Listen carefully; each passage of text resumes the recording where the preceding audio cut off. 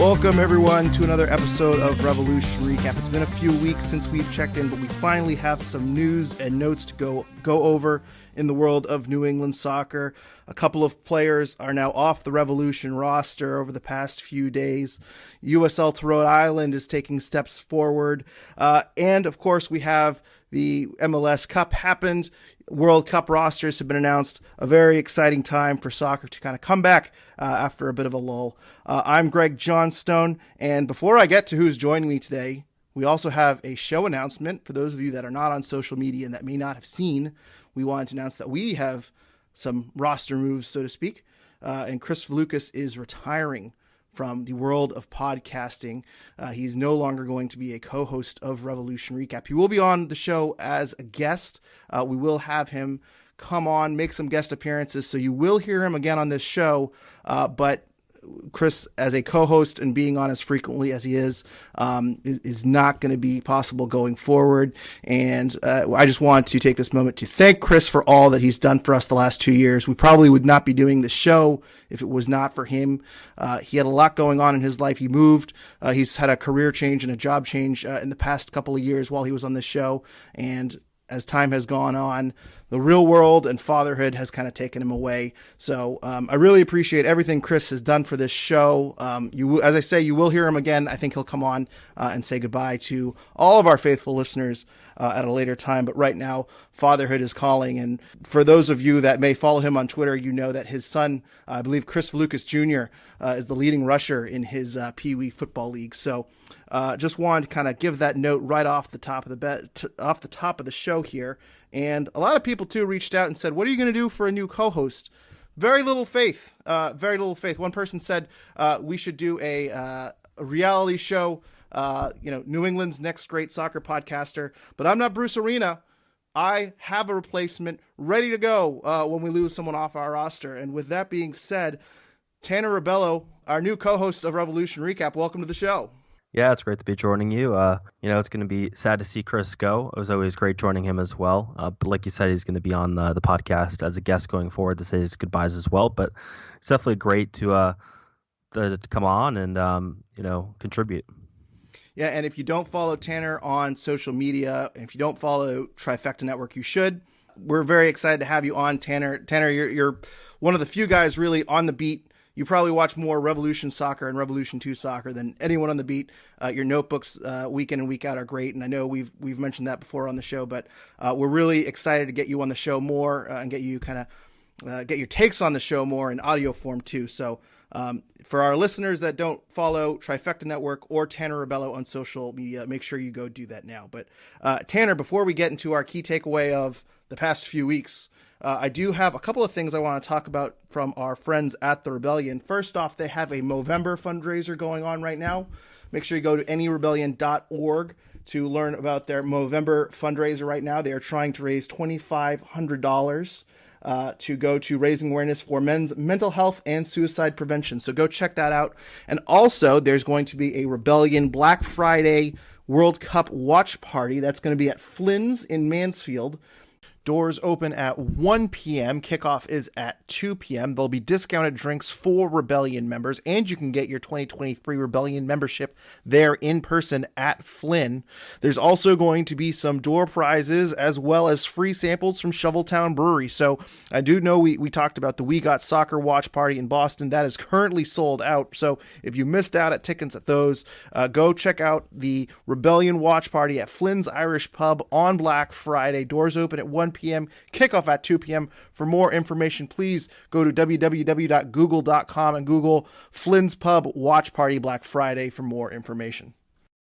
All right, with that being said, Tanner, let's get to some news, and let's start with some recent movement with the Revolution's roster. Notably, let's start with Jon Bell, selected in the expansion draft to St. Louis. Bit interesting on the expansion draft front because Jon Bell was left open. We talked about potential keepers on this team. Jon Bell was left open. Christian McCoon was left open. Gustavo Bo, surprisingly, was left open. And I know Sean mentioned on a previous podcast that was his wild card. He didn't know if maybe the Revs were kind of hoping that they could open up a DP spot by dangling Gustavo Bell out there, but it's Jon Bell selected by St. Louis. What's your reaction to the expansion draft list and Jon Bell leaving for St. Louis?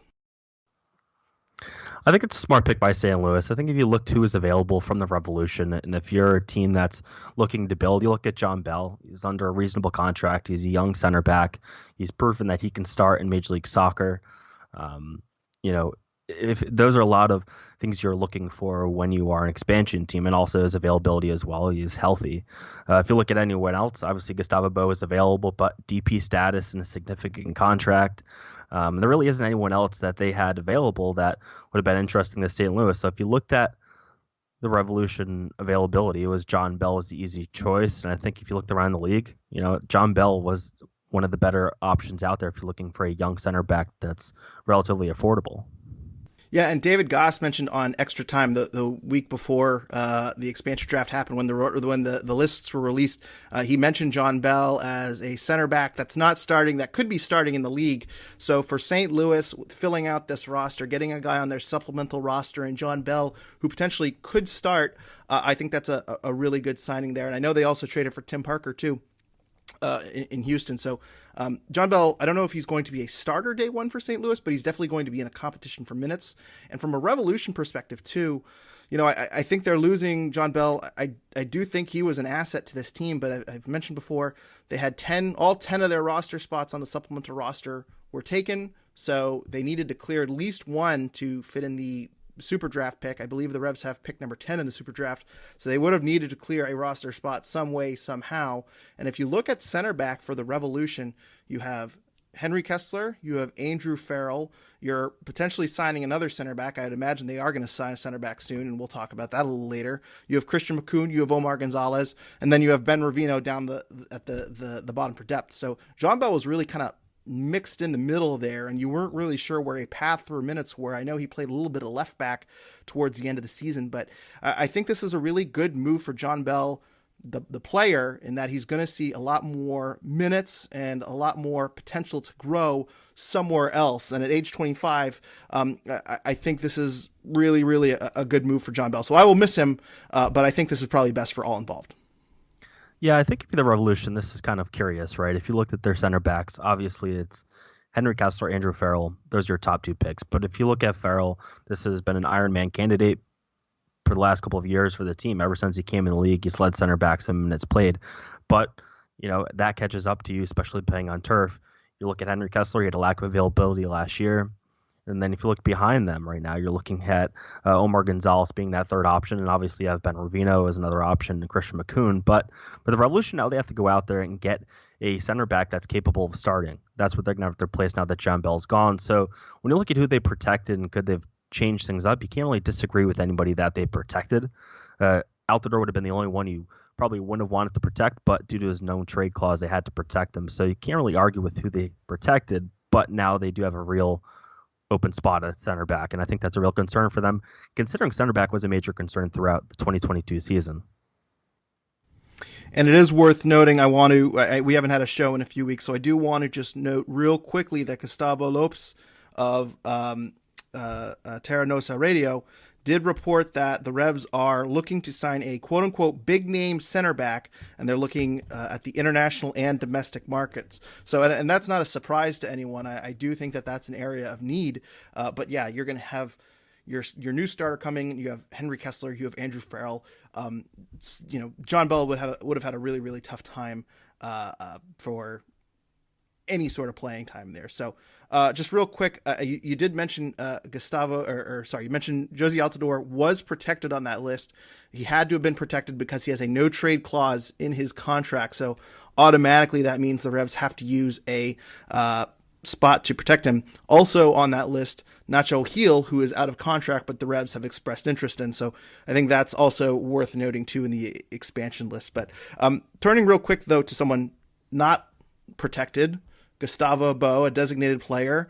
I think a lot of people were surprised about that, but Sean and I have talked a few times about how he might not fit on this roster, how he's got a very big contract. I know it's a contract year for him, but it's a bit concerning. And now there's also some rumors that Racing down in Argentina are very interested in maybe signing him in the future, or there's mutual interest there in terms of a return. So Gustavo Bou is under contract for one more year. I'm personally not reading too much into it because I don't think the Revs will use the off-season buyout on him. I'm not sure if Racing will pay a transfer fee or even match the salary that the Revs are paying Gustavo Bou now. I think this might be more of a 2024 move than anything like that, but Gustavo Bou being left unprotected certainly is going to fan some flames to the rumors there. Tanner, what'd you think about Gustavo Bou being left unprotected, and do you think that this might mean that he might be leaving the Revolution sooner rather than later? I think if you looked at 2022 and saw his lack of availability due to injury, even when he was on the field, it wasn't necessarily overproductive. And using a DP slot on him, he has a hefty salary as well to go along with it. And I think it's easy to look at Gustavo Bou and say you could probably do more with that DP slot. Also, Giacomo Veroni as well. He obviously protected him. He banged out with some injuries as well. Came over midseason. So they have to look at those two DP slots and make sure they're productive. And I think Veroni, it's still early, but for Gustavo Bou, he's a player on the wrong side of 30. He's had productive years for you, but occupying a DP slot has a high salary.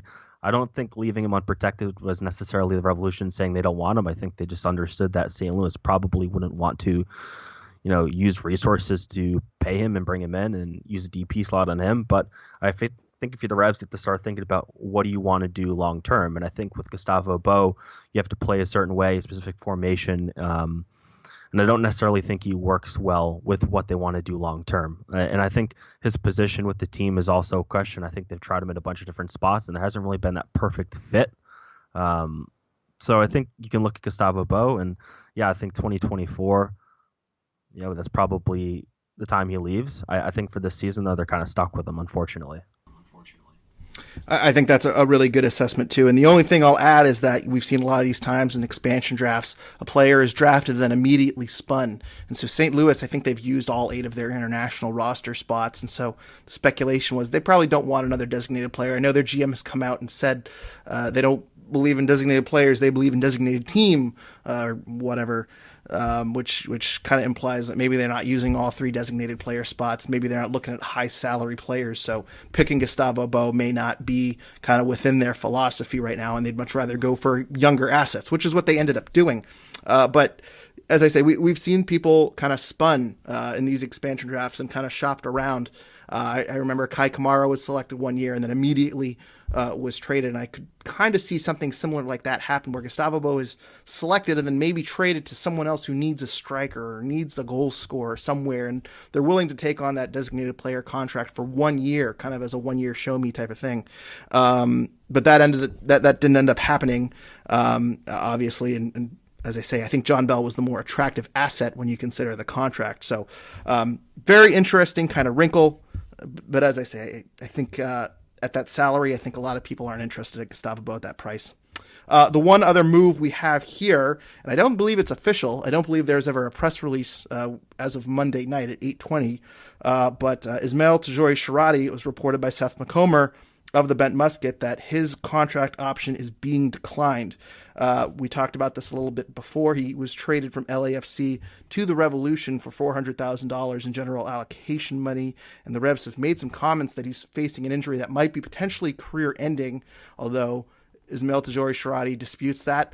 I believe LAFC has disputed that as well, and there seems to have been a little bit of dispute over that trade. A lot of details are not known, but in terms of the roster, this was supposed to be their big acquisition coming into the season, and obviously he is never going to see the field for the Revolution unless he's re-signed. So, Tanner, what's your reaction to Tajouri-Shardi's option being declined? It's curious. The whole situation is curious. You look at the transfer window back in the summer, and Ismael Tajouri-Shardi came in, and this was supposed to be a starting midfielder for the Revolution. Sebastian Lletget obviously went to FC Dallas in a trade, and the Revolution spent a lot, right? $400,000 in GAM, and then also if his option was picked up, I believe it was $200,000 in GAM, they would vote LAFC.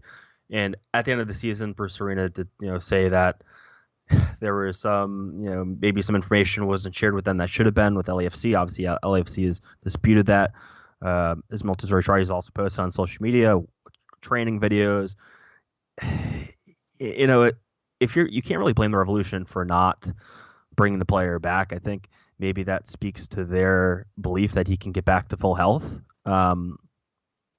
But ultimately is a starting midfielder in Major League Soccer. Now the Revolution have to fill that slot. And it's curious. The whole situation is very curious. The whole acquisition the teams have done the past year is very curious. Ozzy Altidore, Omar Gonzalez, Sebastian Lletget, and now you're looking at Ismael Tajouri-Shardi as well. And this is just another situation where there was just some mismanagement. I'm not shocked that he's not coming back, but it is curious, right? They did spend $400,000 in GAM and then obviously paid his salary as well.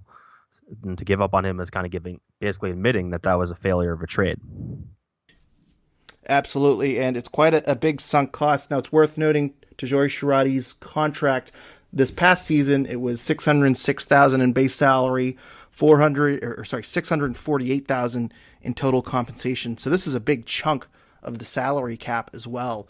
And, if you're not sure if this guy's going to be able to contribute in the future, I think that certainly plays a lot into it. Again, the contract is playing into it. So I'm not totally shocked at the decision with comments that have been recently made. I know there's some speculation that maybe the Revolution will bring him on in a cheaper salary. I think if you're Tajouri-Shardi, you certainly test the free agent market. I don't think he'd be too happy about it that his injury status is being used as a bargaining chip. So I'm not sure he's willing to, if he can play and if he is healthy, I'm sure he's going to look around and look elsewhere. But certainly a very peculiar, curious signing, as you say. And it's worth noting, too, that 3 players were brought in by the Revolution at the trade deadline. They shipped out Sebastian Lletget. They brought in Christian McCoon, who is a project. I'm not going to write him off just yet, but is a project. They also brought Clement Diop. He was let go. His contract option was declined, never played a minute for the Revolution. Now we have Ismael Tajouri-Shardi. His contract option is being declined, never played a minute for the Revolution. So that summer transfer window is not looking great, and you kind of walked through some of the signings last winter. The Revolution didn't make any acquisitions the summer before this, in the summer of 2021. And then you go back to the winter transfer window in 2021, Kapdum, Christian Mafla, Arno Tristison. They've missed on a lot of signings right now. And right now, George Petrovic looks like an absolute gem, but it's been 2 years since the Revs really have had a great home run signing outside of Petrovic. So maybe Vrioni turns it around, but certainly some peculiar moves coming from them recently. Yeah, I mean, if you look at that's part of the reason why the Revolution took a step back last year. Obviously, health played a factor, but the moves that they made, the acquisitions that they made, they went backwards. And I think this offseason, it's so critical. And this offseason could be what makes or breaks Bruce Arena's tenure in New England. So far, he considered a success, but you have to look at his age and you have to think, okay, well, they have to take the next step next year, right? They have to get over the hump and sort of build back. And this roster is very depleted. They're going to have to make a lot of moves, and they're going to have to hit on these moves. So there's a lot of pressure on this organization right now. In Bruce We Trust is quickly declining. It's also worth noting, too, that the Revolution have parted ways with their head trainer, Eric Bengtson, no relation to Jerry. He was let go, and this was reported by Frank Delapa over the weekend. I don't think it's a big surprise, not just in terms of the Ismael Tajouri-Shardi decision, where it seems like the Rebs may have messed up the physical. There seems to have been a miscommunication there, but also it seems like timelines were all over the place in terms of injuries. I remember Gustavo Bo and Dylan Barrero were expected to come back, I believe, by the Orlando game, and they were out for a few more weeks. Bruce Arena has made comments at press conferences about, we need players back, or we've messed up the rehab, or we've messed up the timeline. It certainly seemed like there was something going on wrong there. So I don't know how much is at the feet of this head trainer. I think those are details we're not going to ever learn because we're not privy to them. But it certainly seems like in terms of the rehab and the physio department, the Revs are going in a different direction. And after this past season, I can't say I'm surprised. Before I get to some exciting news for Rhode Island soccer fans, I want to talk about some exciting news going over at Galasso Kits, our sponsor. Their mission is to bring unique vintage jerseys to your home with a catalog of jackets, jerseys, scarves, and more from clubs and national teams from over 80 countries in the world. And right now they have a Black Friday event, or a Black Friday sale, I should say, where it's 25% off everything in their catalog. No discount code is needed. So usually you use promo code REVSRECAP to save 15% off. You don't even need to do any of that. You can save your fingers from doing any typing on your keyboard. 25% off their entire store just in time for Black Friday. So get your Christmas shopping in. They're going to have jerseys of the United States men's national team just in time for the World Cup. They have your favorite European soccer team. They have Revs merch. You know what else they have, by the way? Under the Revolution section of GlassoKits.com, they have an Alexi Lalas action figure. Everywhere I go, people say, Greg, do you know where I can get an Alexi Lalas action figure? And now I can respond with, you can go to GlassoKits.com and use promo code RevsRecap. Actually, don't use promo code RevsRecap because you're going to save 25% off during their Black Friday sale. So go to GlassoKits.com. Links and code are in the show notes. But again, you don't need the code. You don't need the code. Tanner, big news in the state of Rhode Island today.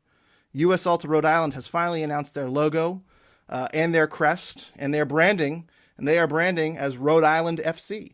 And I want to get your take on this. I know that as a Rhode Island-based journalist, you've been all over this saga of the team coming and forming, and they'll be playing, I believe, starting in 2024. They'll be fielding a team for the 2024 season. But what's your thoughts on the branding of Rhode Island FC? It's been a long time coming. I first wrote the story back in February about the branding process. I spoke with the folks and team behind this process, and they had done a lot of different soccer projects throughout the United States leading into it.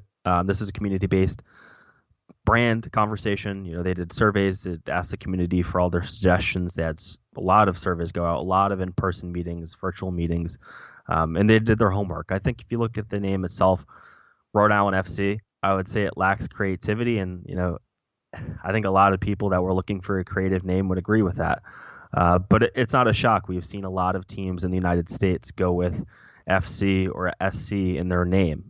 So it's a common theme.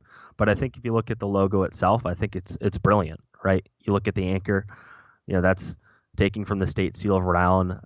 The colors are great. If you look at the monogram itself, it's the shape of a hull. With the shape and everything, and even the initials RI for the state.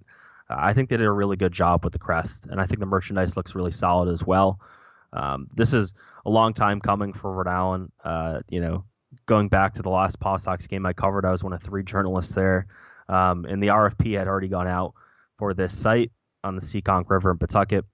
Covering this from the RFP to when the city selected the soccer project. Through all the ups and downs, the acquisition of land, the funding issues, the tax write-off issues, coming to now, I think it really is coming full circle. So it's great to see as, a soccer fan and soccer journalist. It's really great to see Rhode Island, getting its day in the sun. I think there's a real soccer community here. I think we all know that. If you're listening to this podcast, you obviously know there's soccer fans around here. But I think this is just such a great opportunity for Rhode Island. I generally love the crest. The name, I'm not the biggest fan of, but the crest itself, I think it's great. You took the words right out of my mouth here where, I think they talked a lot about how it was going to be, true to Rhode Island. It was going to kind of have a connection to the state. And I feel like the name Rhode Island FC is as bland as you can get. But with that being said, everything else I love about it. I love the colors. I love the logo. I love the brand, the branding other than the name. I do say if they went Rhode Island FC, I think that it would have been great if they chose their slogan, FC's Given, just as a kind of anti-Revs thing. I think that would have been funny. But I don't know. I wish they had come up with a bit of a better name. That's the only thing holding it back from an A+ for me. So I'll give this all an A-, but I think it's a great location. And as you mentioned too, this has been a big deal in Rhode Island. It's been a political issue too. There was a governor's race in Rhode Island last week, and I know that was a bit of a talk of the town. So it's all that has passed, and there'll be soccer in Pawtucket in 2024. Very, very exciting. So congratulations to Rhode Island FC. And I will plug too for our listeners who may not have been listening to us for a long time. If you scroll back in our feed, we do have an interview with Brett Johnson, who is the owner of Rhode Island FC. So go back. I believe it was somewhere in the fall of 2021. We have an interview with him about what started his interest in the Rhode Island soccer team. So go check that out if you haven't already. One other bit of news in terms of soccer in New England. This is back to being Revs focused. I know we talked a few months ago about the potential for an Everett Stadium I know there was, I believe it was an amendment put into a bill that passed through the state House of Representatives to allow to scale back environmental regulations to pave the way essentially for a Everett soccer stadium, allegedly for Robert Kraft.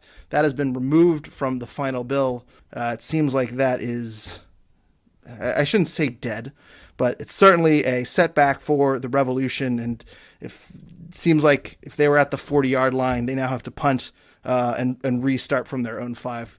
Tanner, any reaction to the Everett news? It's not surprising, right? I think it's the same story that's played out every time that a site is identified for the Revolution. It's the same story, the same ending. There's just a failure to get support with local politicians. I think there's a failure to even get the local communities involved and invested in the project as well, and getting that local support, because that's ultimately what pushes things over the edge, is getting those key partners invested into a project. And that's what got Rhode Island over the sort of the hill there when they had financial issues. They had a key partner that they partnered with politically and were able to get over the hump. So I think that's what the Revolution are lacking. I don't know if it's lack of, owner investment, but at this point, it's the same story just playing out again, unfortunately. And at this point, it's hard to even envision a Revolution Stadium, because it just feels like every time they identify a site, they get put back to square one. Mm-hmm. And I certainly have my hopes up for Everett. I know I've taken some flack from some of our listeners, because I thought this meant this back when we originally heard this story. I thought it passed through the House and the Senate, and it just required a governor's signature, and I was mistaken about that. And so, this I think that the Everett situation, there's been enough going on with rumors in terms of Wynn Casino and whatnot. It seems like this is where the team is focusing. It seems like the mayor of Everett is really looking for some development there, and there seems to be mutual interest there. But just politically, it doesn't seem like the Revs have any, or sorry, I should say Robert Kraft doesn't have any capital. So I'm not sure if that's the big holdup. I will say one, I'll say positive, but it's really a negative, is that New York City FC apparently this week is going to be announcing a new stadium.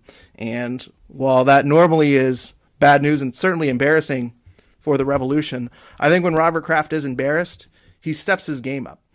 So I wonder if New York City FC getting a stadium really gets Kraft to kind of look inward and say, okay, in order for me to get from A to B, I'm really going to have to take this extra step and work around these regulations, or, choose a different site, or build outside of Boston. So I'm curious to see if he shifts focus, or if this is just more of the same. As you said, it's been the same old story for the past 15, 20 years. So, one more Revs note that I wanted to note, Matt Doyle, I believe it was Matt Doyle that mentioned this. Eric Williamson of the Portland Timbers, rumored to be on the trade block. It seems like, I believe he was a coach's decision to do not play on decision day in the last weekend of the season. So he's apparently on the trade block. He might command a price tag of $1.5 to $2 million in GAM, which is an insane amount, but apparently the Revolution are one of the teams interested in Eric Williamson. Tanner, don't know if you have any massive thoughts on Eric Williamson here, but what are your thoughts on these rumors, and do you think this is what the Revs need? Yeah, they need a midfielder come in, and I think that the Revolution are sort of tipping their hand. They need a midfielder, and they need a quality midfielder to play alongside Carlos Seal to take some of the pressure off him, and take some of the pressure off Dylan Barrero, and really have a strong midfield presence. So I think they need to make a move like this. This is the kind of splash that you need. Is this the right player? That's a good question. I'm not sure, but this is the kind of move I feel like they have to make. Yeah, and it's worth noting Paul Arriola is the largest transfer fee in terms of allocation money at $2 million. And apparently that's where Portland's asking price. It's approaching that level. So I don't know in terms of cap-wise where the allocation money shakes out. So I don't know if the Revs can match this price. I don't know if they have $2 million in GAM available to trade. So it is worth noting that. That's one thing I wish the league was a little bit more transparent on. But yeah, I think it'd be a very good fit. You could pair him with Matt Polster in the midfield. It would certainly give you a more solid spine of the field. So yeah, Williamson would be a good fit, but again, player contract, there might be a bit of or I should say player/price tag. I think that's two different answers there. Other notes, World Cup rosters. No Zach Steffen on the United States World Cup roster.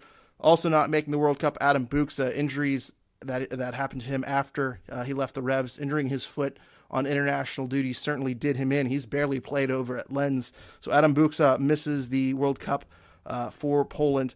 Mentioned Zach Steffen not making the United States men's national team. That pretty much implies that Matt Turner is going to be starting. Matt Turner is going to be wearing the number 1 shirt for the United States, so he should be the starter throughout the entire World Cup over Horvath and Sean Johnson. And then, of course, Dejan Buchanan making the World Cup roster for Canada. Tanner, I assume we'll talk a little bit about Zach Steffen and Matt Turner, but did you have any other takeaways from the World Cup rosters, whether or not it's the United States men's national team or somewhere else? I think it was interesting that Paul Arriola didn't make it. This is a player that Berhalter liked, that performed well at the national team level as well, so that was kind of surprising to me. Yeah, and Ricardo Pepi. Yep. I thought that was a big stunner.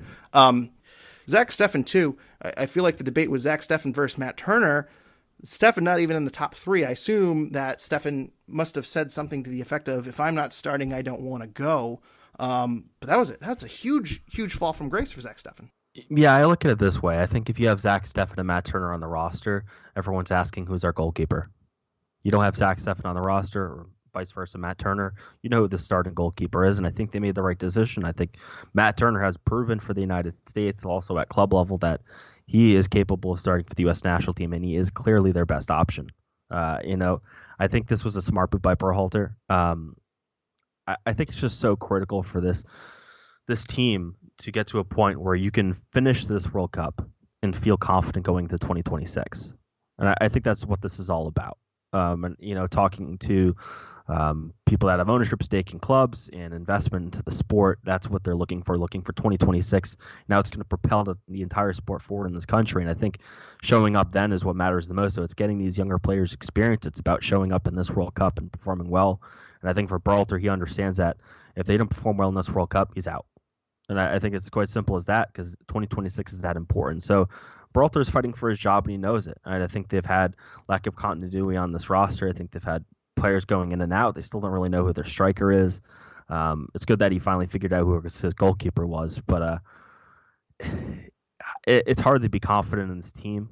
Like I said, I think it's all about looking at 2026 and building towards that, and just sort of showing up and taking a step forward in this World Cup. Absolutely. And just to remind our listeners, you can watch the United States men's national team on Black Friday at Flynn's in Mansfield. Yeah, and one more thing, too, with Berhalter. I mean, I'm really not confident about the United States getting out of the group stage. I can't imagine they retain him if they miss out on the group stage. But I've been surprised before. But I agree with everything else you said there.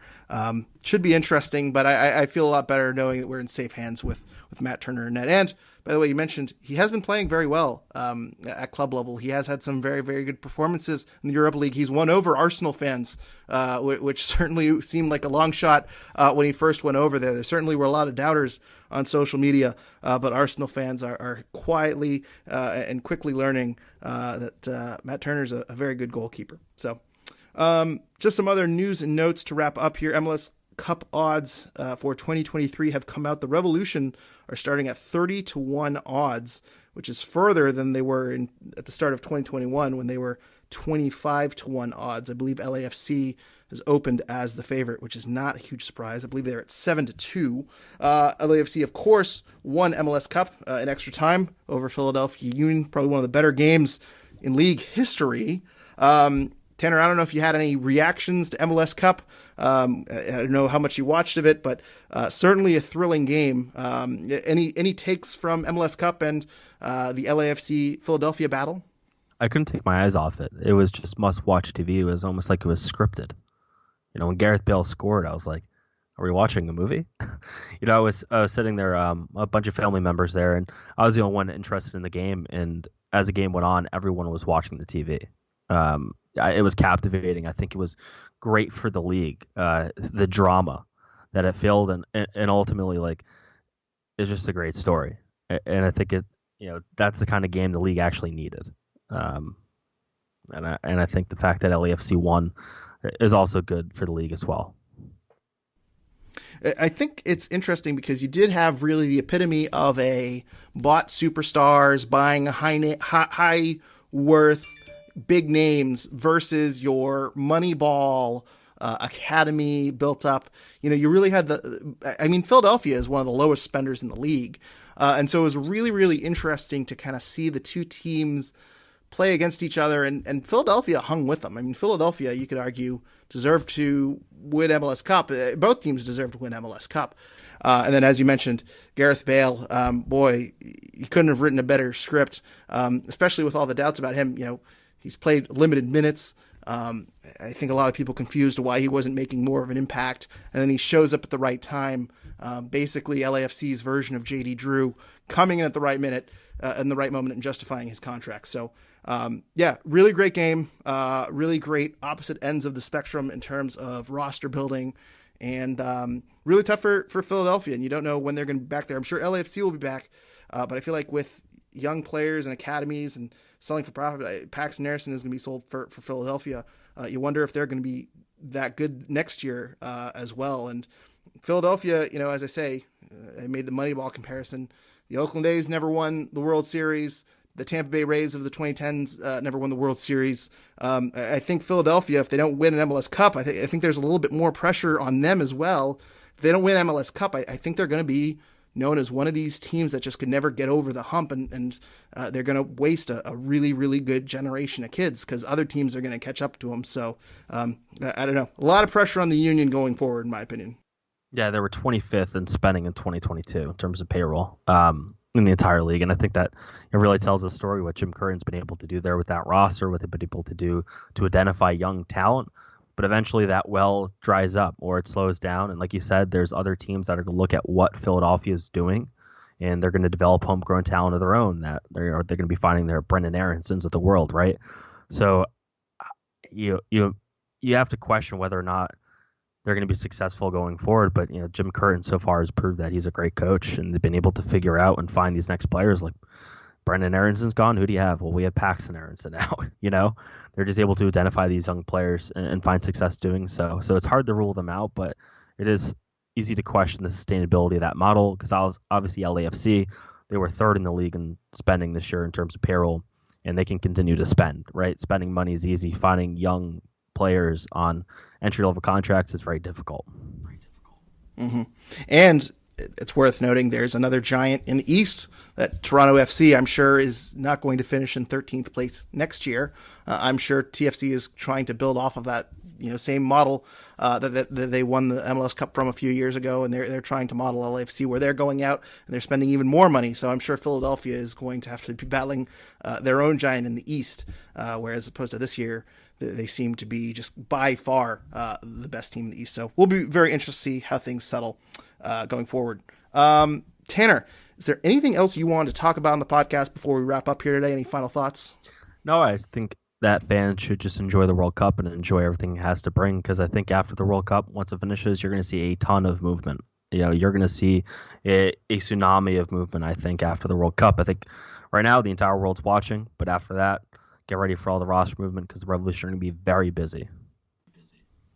I would imagine we're going to see a lot more moves from the Revolution too. Right now, their roster, I believe, is standing at 23, because Tajouri-Shardi is being pulled off. But Shardi obviously had a big salary. We don't know what's going to happen with Josie, but if they use the offseason buyout on him, that's a big chunk of salary that is opening up. So if Josie is bought out, that means there's 7 roster spots open, 6 of them on the senior roster, and there's money to play with. So expect the Revolution to be active. Certainly the roster is getting a little bit looser, a little bit more roster flexibility, so to speak. And I imagine the Revs, they might not be making a ton of moves, but I imagine there's going to be some splashes here. And the roster outlook certainly looks a little bit better than it did a few weeks ago. So, Tanner, thanks for joining us today. We're excited to welcome you on as a co-host of Revolution Recap, and we're really looking forward to this next season. And for our listeners, you can follow us at Revolution Recap on Twitter, and make sure you're following our Revolution Recap Instagram and Facebook pages. If you'd like to support us further, you can donate to the podcast at patreon.com/Revolution Recap if you are able to. Also, make sure you're following Tanner Rebelo and the Trifecta Network. Tanner, what are your handles on Twitter? You can follow me at Tanner Rebelo on Twitter. And also make sure, I believe you also have the Trifecta Network Facebook page as well, so make sure you follow the Trifecta Network. I believe it's at Trifecta Network on Twitter and on Facebook. Also, be sure to follow our friends at The Bent Musket on Twitter, at The Bent Musket, and go to www.thebentmusket.com for year-round coverage. And also, thank you to our friends at The Rebellion. Go follow them at The Rebellion on Twitter and go to anyrebellion.org to learn more about them. And check out their Black Friday watch party for the United States World Cup game at Flynn's in Mansfield. And also, please go check out our sponsor, Galasso Kits, and make sure you remember 25% off their entire store through Black Friday. No promo code is needed, but links and codes are in the show notes. Please make sure you are subscribed on iTunes or wherever you are listening. And if you could please rate and review us 5 stars, it helps people looking for Revolution content find us. And big shout out to Derek for the 5-star review. We really appreciate it. If you haven't reviewed us yet, please help us out and shoot us a review. We're going to be bringing you content all off season long, and every review helps. We really appreciate the feedback. We'll be back when more stuff happens. Thank you everyone for listening. And until we have another show, go Reps.